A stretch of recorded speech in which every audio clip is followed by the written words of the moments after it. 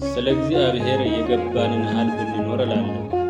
እንዴት ለምትሉ ጠያቂዎች ለምሳሌ አንድ የኔ ቢጤ ሲለምናችሁ ምንም ከሌላችሁ እግዚአብሔር ይስጥልን ያለበት ያድርስህ ማለት እያላችሁ እንደዚያ አትበሉ።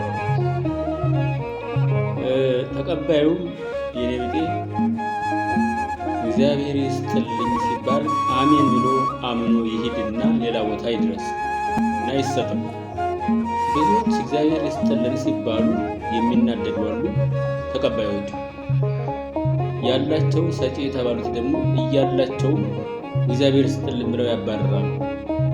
እናንተም እግዚአብሔር ይስጥልኝን ማባረሪያ ባታደርጉት የምር ለእግዚአብሔር ስም እና አባትነት አገልግሎት አክብሮት ካላችሁ ያላችሁን ብትሰጡ፣ ምንም ከሌላችሁ ግን እግዚአብሔር ይስጥልን ያለበት ያድርስህ ብላችሁ ብትልኩት ያለበት ያደርሰዋል።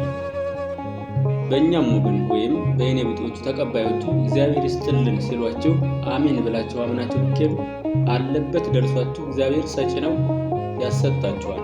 ባትናደዱ። ብዙውን ጊዜ ሳይ እግዚአብሔር ይስጥልን ሲባሉ የሚናደዱ አሉ። እያላቸውም ደግሞ ላለመስጠት እግዚአብሔር ይስጥልን ይላሉ። አንተ እያለ እግዚአብሔር ይስጥልኝ የምትለው አንተ ካልሰጠህ እግዚአብሔር ተገልጾ መሬት ወርዶ አይሰጠው። በአንተ ወገን ነው የሚሰጠው ሰጪው። ተቀባዩም በስሙ ስታምን እግዚአብሔር ይስጥልኝ ስትባል አሜን ስትል በማመንህ ያሰጥሃል። እነዚህ ሁለቱን ቃላቶች ማስታረቅ አቅቶን ብዙዎች ሲበሳጩ ያለው እያለው ላለመስጠት እግዚአብሔር ይስጥልኝ ይላል። የሌለውም በእግዚአብሔር ስም ስላላመነ እግዚአብሔር ይስጥልኝ ሲሉ ተበሳይቶ ይሄዳል። አሰጠኝም አንተ እግዚአብሔር ትሄድ አንተ ይሰጠኛለህ።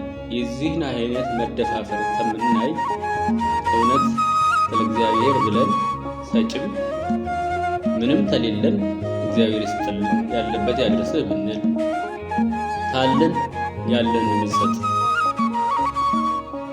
አንድ ዲናር የሰጠች ያላትን ሁሉ አብዝታ ሰጠች ነው ያለው እግዚአብሔር አለ። ካለን ላይ መስጠት ከሌለን ደግሞ እግዚአብሔር ይስጥልን ማለት ነው።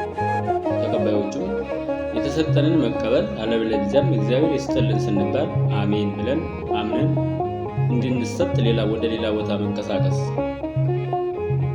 እና የሌለው ቸር ቢሆን እግዚአብሔር ስላለው አብዝቶ ይሰጣል። የሌለው ንፉግ እግዚአብሔር ይስጥልኝ ግን ሰይድ ይሰጠዋል።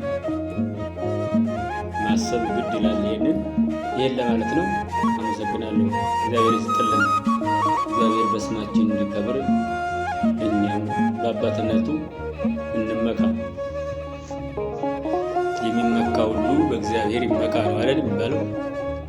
መጽሐፉ የሚለው እንደዚህ ነው። እኛ ማለት አቅቶን ስንባልም እየፈራን ማሽሟጠጥን አስመሰል ነው እንጂ